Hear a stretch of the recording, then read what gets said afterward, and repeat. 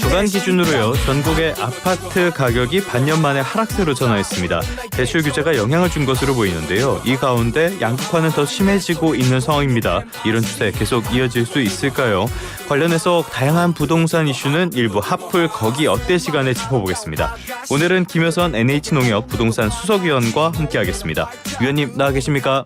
네, 안녕하세요. 네, 안녕하십니까 위원님. 먼저 본격적인 이야기에 앞서서요. 지금 임장크루 때문에 골머리를 앓고 있다 이런 소리가 들리더라고요. 임장크루가 뭡니까? 네, 임장이라는 거는 부동산을 거래할 때 현장에 임하다, 발품을 판다라는 의미로 현장에 나가서 직접 확인한다는 건데요. 최근에는 이 임장이랑 공통된 목적을 가진 사람들이 모인 크루가 예. 같이 부동산을 당장 매입할 생각이 없는데도 불구하고 주변 정보를 확인하기 위해서 이제 방문을 하고 있다라는 얘기거든요. 근데 이 부분이 조금 문제가 되는 이유는 당당하게 단순한 방문이라고 목적을 밝히지 않고 실제 매물을 구매하려는 척하기 위해서 이제 중개사를 속이고 심지어 그 동네에 발령이 난 척해라. 실질적인 예산이나 이사 시기에 대한 스토리를 짠 후 통화해라. 이런 매뉴얼까지 공유하면서 네, 중개사들이 좀 혼란을 겪고 있다라고 합니다. 업무 방해 같은 거네요. 이거 문제가 좀 있어 보이는데 어떻게 조치할 방법은 없는 겁니까, 이거? 사실 지금 이게 상업화가 되고 있는 부분들이 좀 문제가 될 수는 있어서 크루의 목적이나 운영 방식이 얼마나 명확하고 투명한지 모니터링을 할 필요가 있을 거로 보여지는데요. 이제 사실 주택이라는 거는 국민 경제나 정서에 미치는 영향이 상당히 크기 때문에 부동산이 상승하는 국면과 이게 닿으면 군중적인 행동으로 이어질 가능성이 있어서 특정 아파트 가격을 움직이는 크루로 변질될 가능성이 있거든요. 그래서 이런 제도적인 그 뒷받침이 필요한 부분이라고 좀 보여집니다. 사실 그 부동산 가격이 움직이고 약간 이상한 조짐을 보일 때는 이런 분들이 뒤에서 움직이는 경우가 상당히 많이 있잖아요. 이런 것들은 좀 조치를 하는 게 필요해 보입니다. 본격적인 이야기로 들어가 보죠. 정부가 내년도 부동산 공시가격 현실화율 이거를 올해랑 같은 수준으로 유지하기로 했잖아요. 그러면 서울 아파트 소유자의 보유세 올해보다 어느 정도나 오르게 되는 겁니까? 네, 이게 보유세를 말하는 재산세나 종부세를 계산할 때 이 공시 가격의 공정시장가액 비율을 곱하고 또 거기에 세율을 적용해서 계산하게 되는데요. 이게 부동산 급등기 때 공시가격을 시세와 유사하게 만들기 위한 공시가격 현실화율 계획이 세워졌었습니다. 근데 이거를 이제 동결하고 공시가격 이제 시세만 반영하겠다라는 얘기인데.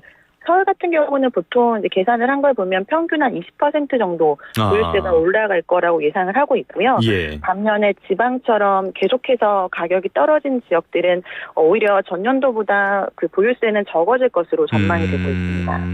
지역별로 좀 차이가 있을 것으로 보인다는 뜻인데요. 그럼 가격 동향을 좀 살펴봐야 될 것 같습니다. 최근에 부동산 시장이 약간 오름폭이 둔화하고 있다. 이런 소식은 저희가 여러 차례 전해드린 적이 있는데 전국 아파트 값이 하락세로 전환을 했어요. 이거 굉장히 오랜만에 본 것 같은데 얼마 만입니까? 지난 5월 13일에 마지막으로 마이너스 0.02% 하락을 했고요.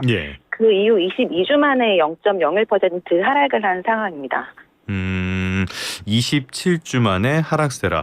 전반적으로 봤을 때 시장 상황은 가격 상승 지역이 줄고 하락 지역이 늘었다. 이렇게 볼 수 있는 건가요? 네, 전반적인 이유는 그렇다고 볼 수 있는데 이게 좀 지역별로 세부적으로 봤을 때 수도권 중에서 인천 지역이 한 주 만에 마이너스 0.04% 하락을 했어요. 그러니까 전국의 하락폭보다도 더 크게 인천에서 하락을 한 상황인데 인천도 3월 25일 날 마지막으로 0.01% 하락하고 34주 만에 처음으로 하락을 한 수치입니다.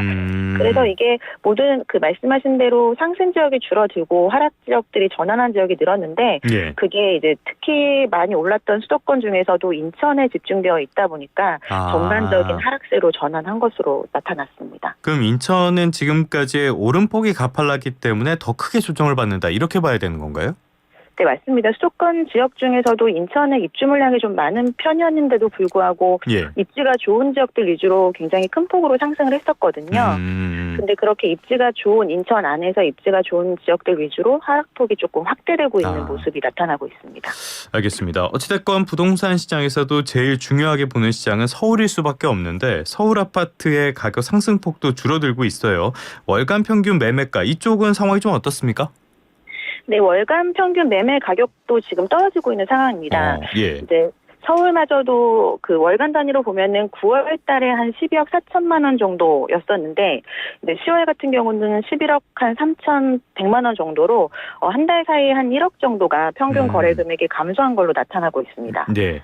그럼 전반적으로 가격은 하락세를 보이고 있고 그런데 매물은 늘어가고 거래량은 줄어들고 지금 이렇게 봤을 때는 시장 상황이 굉장히 안 좋은 거잖아요. 이 배경은 뭘로 봐야 됩니까? 사실 뭐 부동산에 영향을 미치는 요인들이 올해 내내 좋지는 않았었는데요. 예. 그게 2, 3분기 때 뭐 일부 지역들 위주로 과열이 되면서 서울 가격이 좀 많이 올랐었잖아요.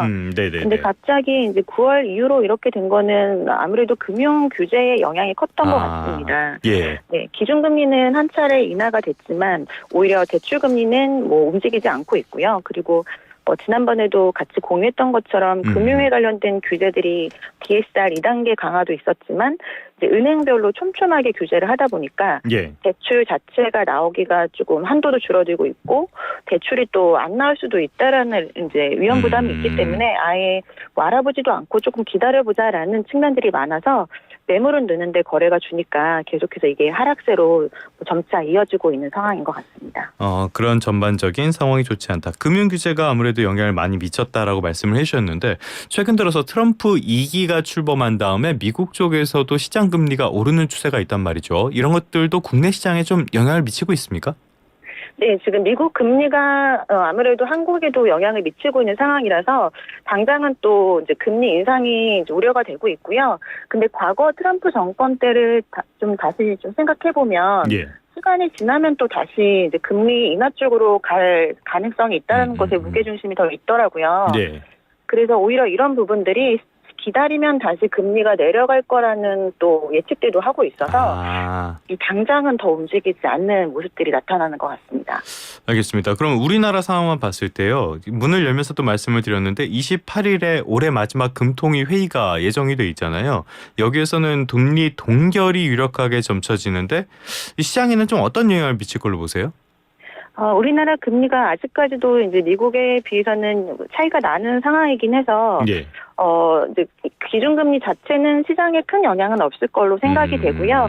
이제 문제는 사실 부동산 시장에서는 주택담보대출 금리인데 이게 사실 2, 3분기 때 미리 선제적으로 반영이 된 부분이 많습니다. 예. 지금까지도 기준금리와 대출금리의 차이가 사실 크게 나고 있지는 않은 상황이거든요. 그래서 오히려 기준금리 동결보다는 그 이후의 대출금리가 어떻게 움직일지를 살펴보는 게 더 중요한 것 같습니다. 알겠습니다. 또 하나 좀 짚어봐야 될 게 부동산 상승장을 이끌었던 게 상급지 이런 부분들의 거래량이잖아요. 최근에 이쪽도 많이 줄어들었습니까? 네, 거래량 자체가 지금 많이 줄어든 상황입니다. 예. 뭐 소위 말하는 강남 3구도 지난 분기에 비해서는 거의 한 30-40% 정도 거래가 감소되고 있는 상황들이고요. 그렇지만 이제 상승에 대한 부분들을 보면은 오히려 외곽 지역에 비해서는 조금 상승폭이 덜 둔화된 모습이긴 해서 아직까지 거래량 감소가 가격에 즉각적인 영향을 주고 있지는 않은 상태고 그 얘기는 이제 다시 말해서 거래량은 줄었지만 그렇다고 해서 하락된 금액으로 매물을 내놓는 사람들은 다른 지역에 비해서는 적은 편이라고 보여집니다. 그냥 상황을 보고 있다. 그렇다면 지금 같은 분위기가 내년까지 좀 길게 이어질 가능성이 있다면은 실수요자 입장에서는 시장에 어떻게 접근을 하는 게 좋을까요? 사실은 지금 지역별로 굉장히 촘촘하게 나눠서 봐야 되는 시장이긴 한데요. 예. 아무래도 이제 올해도 사실 주택에 관련된 여러 가지 지표들이 좋지 않았음에도 불구하고 가격이 올랐던 이유가 공급 감소에 대한 부분들이 거의 패닉 수준으로 오면서 거래로 이어졌잖아요. 네네. 근데 사실은 공급 부족이 본격화되는 거는 2026년부터입니다. 근데 이제 그 부분들이 이제 국민들이 좀 더 이렇게 인지가 되는 게 아무래도 내년 시점이 될 가능성이 높기 때문에 예. 뭐 금리나 금융에 대한 규제를 얼마나 좀 신뢰감 있게 주고 예측 가능하게 주는지가 굉장히 좀 관건이 될 수는 있을 것 같고요. 예. 불안정한 상황에서 다시 공급 부족이 굉장히 이제 논란이 된다면 다시 동일한 상황이 반복되지 않으리라는 보장은 없거든요. 그래서 일단은 올해 내에는 이런 지금 분위기로 가겠지만 내년도에는 말씀드리는 요인들에 따라서 조금 변동성이 있어 보입니다. 알겠습니다. 지역적으로도 살펴봐야 되겠고요. 일단 정부에서는 정책 발표한 것들 좀 속도감 있게 추진할 필요가 있어 보입니다. 자, 이런 상황 속에서도 주택 시장에 올해 내내 거론됐던 화두라면 역시 양극화 이 부분을 꼽을 수가 있겠는데요. 양극화가 더 두드러지는 분위기라고요. 네, 양극화가 지금 최근에 자료들을 보면은 뭐 부동산 소유 상위 10%와 하위 10% 가격 차이가 40배가 넘는다라는 자료도 있거든요. 40배요. 예. 네, 40배나 무려 넘는다고 합니다. 그래서 저도 조사해 봤을 때 뭐 한 40평형대긴 했지만 강남의 어떤 아파트는 80억에 거래가 되는가 하면은 지방의 한 아파트는 3억도 안 되는 금액으로 거래가 될 정도로 지역별로 단지별로 굉장히 양극화가 심화되고 있고요. 최근에 또 이제 소득이나 자산에 대한 격차도 좀 심하다 보니까 뭐 돈을 갑자기 많이 번 신흥 부자 이런 분들도 트로피 주택이라고 해서 뭐 자기 자신한테 상을 주고 좀 이제 다른 분들한테도 보여주기 위해서도 이런 좀 소위 굉장히 희소한 매물들은 금액에 상관없이 지불을 하기도 하거든요. 그래가지고 여러 가지 요인이 있긴 하겠지만 사회적인 요인이든 부동산 시장 자체 요인이든 양극화는 점차적으로 더 벌어질 수밖에 없는 상황인 것 같습니다. 체면 같은 것들 이런 것들이 없으면은 우리나라의 경제 성장률이 더 오를 거다 이런 뭐 분석 결과도 있었죠. 아무튼간에 이런 상황 속 대출 조이기도 있고 금리가 인하되는 것도 좀 지연되는 거 예상보다는 좀 느리게 가고 있고 그러다 보니까 매매 아파트를 사고자 하는 그런 수요들이 전세나 월세 쪽 임대차 시장으로도 많이 옮겨가는 것 같아요. 어떻습니까? 네, 맞습니다. 아무래도 이제 매매를 하려 했다가도 뭐 1년 이상은 기다려야겠다 이런 분들이 임차 수요로 넘어가고 있는 상황이고요. 임차 시장에는 매매와 전세 시장이 있는데 그 둘을 비교했을 때 또 전세 가격이 오른 지역이 많잖아요. 그러다 보니까 다시 이제 전세에서 반전세나 월세 쪽으로 또 수요들이 움직이다 보니 월세 가격까지 상승을 하고 있는 그런 상황입니다. 월세 가격까지 상승을 하고 있다라는 소식까지 들어봤고요. 자, 이번 주에는 1기 신도시의 선도지구가 발표된다고 해요. 이거 선도지구 신청 직후에 경쟁이 굉장히 치열했었는데 지금 상황은 좀 어떻습니까? 사실 선도지구가 이제 선정이 되면 좋지만 그렇지 않았을 때는 상대적으로 또 리스크가 있었거든요. 그렇죠. 근데 막상 이제 준비를 하다 보니까 뭐 재건축 기대감보다는 사업성에 대한 우려가 더 크게 작용을 하고 있는 것 같습니다. 이제 곧 발표가 될 텐데 포함되지 않으면 집값이 또 굉장히 크게 하락할 수 있다라는 그런 인식이 확산되고 있고요. 또 높은 기부 체납에 대한 부담감이나 입주도 언제 될지 모른다 뭐 이런 우려들이 있다 보니 보통은 1기 신도시 거주하시는 분들이 연령대가 좀 많으시거든요. 그렇죠. 그러니까 아예 발표되기 전에 그냥 매도를 하자라는 분위기도 좀 확산이 되고 있어서 오히려 가격들이 떨어지는 지역들이 눈에 띄고 있습니다. 1기 신도시가 입주한 게 지금 30년이 넘었던가요? 그러다 보니까 아무래도 연령대가 높을 수밖에 없을 것 같은데 조금 전에 사업성 우려라는 말씀을 해주셨단 말이에요. 사업성에 대한 우려, 지금은 좀 시장에서는 어떻게 평가하고 있습니까? 여전히 사업성이 계속해서는 좀 우려되고 있는 상황일 수밖에 없습니다. 뭐 사업성이 안 나온다는 이유가 수요에 대한 부분도 있지만 워낙에 비용이 뭐 과거 몇 년 전보다 뭐 3배 가까이 오르다 보니까 공사비가 많이 올랐다. 네, 맞습니다. 그거를 이제 커버하려면 분양가가 그만큼 올라줘야 되는데 사실 그러기에는 쉽지 않은 지금 상황이잖아요. 그러면 기댈 수밖에 없는 게 기부 체납을 줄인다거나 뭐 용적률을 굉장히 드라마틱하게 높여야지 사업성이 나올 수 있는 구조입니다. 근데 또 뭐 인구도 계속해서 줄고 있는 상황이 용적률을 모든 아파트 단지를 다 높일 수도 없는 상황이고 또 기부 체납은 조합원 입장에서는 굳이 부담하면서까지 할 필요가 없는 상황이라서 이런 낮은 사업성 때문에 진도가 안 나가는 거는 점점 더 심해지고 있는 것 같습니다. 어쨌건 공급을 이렇게 서둘러서 하려면은 재건축 외에는 방법이 없는 곳들도 많단 말이죠. 그래서 국회에서 재건축 패스트트랙 법이 통과가 됐는데 일전에 일기 신도시 특별법과 비슷한 내용이 있어서 해당 단지들의 셈법이 좀 복잡해졌다 이런 내용들도 나오더라고요. 이게 무슨 말입니까?